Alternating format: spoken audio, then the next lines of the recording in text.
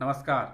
आज मैं आपको विभिन्न प्रकार के उच्च ताप सहनीय पदार्थों के बारे में बता रहा हूँ, जिसका उपयोग मोल्डिंग से लेके फर्नेस के लाइनिंग एवं मेल्टिंग तक किया जाता है। वो अलग अलग प्रकृति के होते हैं, कोई तो भस्मीय प्रकृति के हैं, इनमें से कोई अम्लीय प्रकृति के होते हैं एवं कुछ ऐसे होते हैं जो न तो अम्लीय प्रकृति के हैं न ही भस्मीय प्रकृति के। अब आइए इनके बारे में मैं आपको बताता हूँ। ये 3 तरह के होते हैं।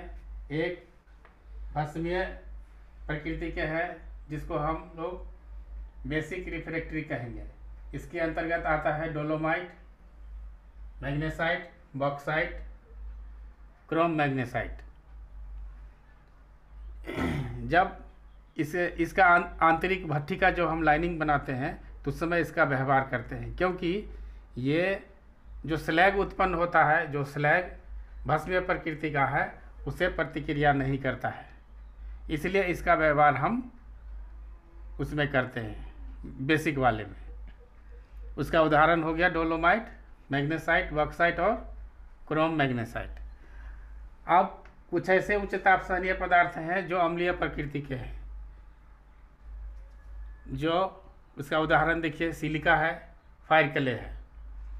ये भट्ठी के अंतर्गत जो स्लैग उत्पन्न होता है, जो अम्लीय प्रकृति का है, उससे प्रतिक्रिया नहीं करता, इसलिए इसका व्यवहार हम वहाँ पे करते हैं।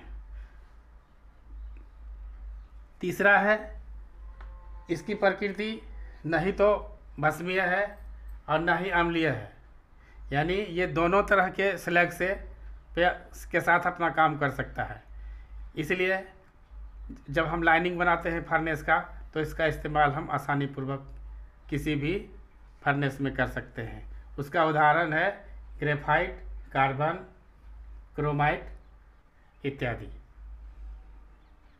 इस प्रकार 3 तरह का मैंने आपको बताया कि 3 तरह का उच्च ताप सहनीय पदार्थ हम लोग मोल्डिंग से लेकर कास्टिंग तक करते हैं, जिसका अलग अलग प्रकृति है।